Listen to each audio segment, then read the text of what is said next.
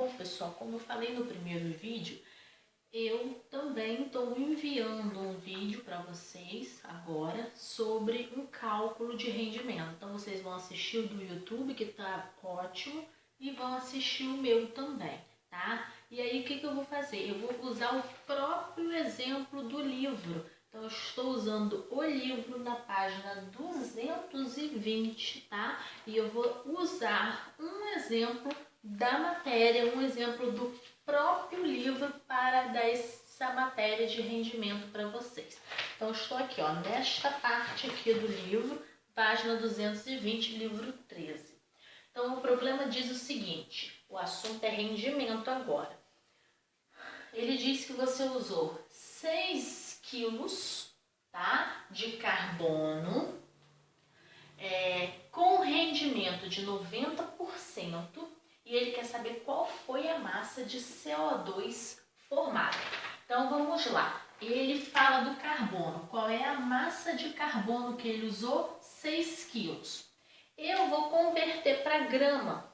1 quilo tem 1000 gramas. Então, 6 quilos tem 6.000 gramas, tá? Eu vou trabalhar na forma de grama. E se for o caso, lá no final eu jogo de novo para quilo.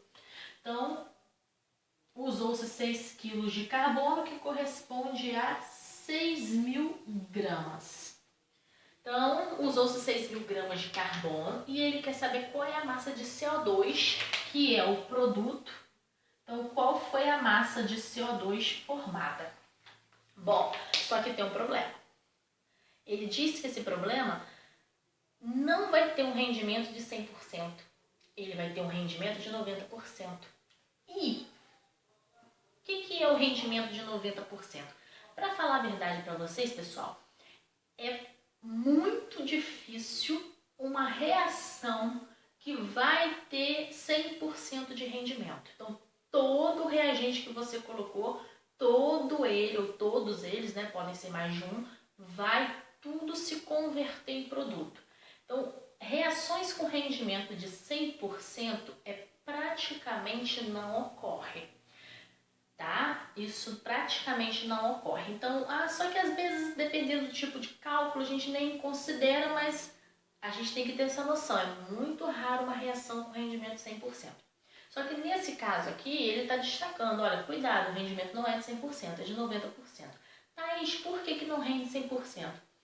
Muitos fatores, tá? Às vezes é questão de tempo mesmo, às vezes é alguma questão do ambiente, algumas interferências do ambiente, às vezes é a própria qualidade dos seus reagentes, que às vezes pode ser um reagente lá com aquela questão das impurezas, enfim. Os motivos são vários que fazem a reação não ter rendimento de 100%, tá? Então, esta aqui, por exemplo, até que tem um rendimento até bom. Ela tem um rendimento de 90%. É um bom rendimento, uma vez que a maioria não chega a 100%, 90% é um bom rendimento. Então, vamos fazer a conta. Lembrando que rendimento 90%. Primeiro passo, qual é o nosso primeiro passo, pessoal? Qual é? Balanceamento. Então, um carbono. 2 oxigênios, ela já está naturalmente balanceada. Só para garantir, 1. Agora, qual é o nosso ponto de partida sempre? O nosso ponto de partida sempre é o número de mols vindo do balanceamento. Então, 1 mol de carbono está para 1 mol de CO2. Só que o meu problema todo está em massa. Então, eu não adianta continuar trabalhando em mol. Então, eu vou converter de mol para massa. Carbono. A gente sabe que 1 mol, eu estou convertendo agora de mol para massa. E a gente sabe que 1 mol sempre está para a massa molecular, né? Ou atômica nesse caso. Qual é a massa atômica do carbono? Está lá na tabela periódica, é 12. Então, 1 mol está para massa molecular ou atômica. Então, aqui eu estou convertendo diretamente 1 mol.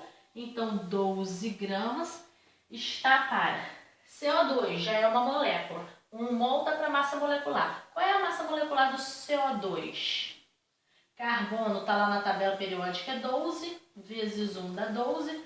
Oxigênio, a massa é 16, lá na tabela, vezes 2, né? 16 vezes 2, 32. Somando, 32 mais 12, 44. Então, 12 gramas de carbono está para 44 gramas de CO2. Quando eu tiver 6.000 gramas de carbono, quantos gramas eu vou ter de CO2? É isso? E aí, né, basicamente eu segui num problema como aquele mol massa-massa que a gente aprendeu, foi um dos primeiros. Então, vamos fazer a conta aqui. 12 vezes x é igual, cruzou para cá, 6.000 vezes 44. Então, 6.000 vezes 44. Então, 12x é igual a 264.000. Então, x é igual a 264.000 dividido por 12. 22.000. Então, a resposta deu 22.000 gramas. 22.000 gramas. Essa é a resposta. Só que ainda não é a nossa resposta final. Por quê? Por conta do rendimento.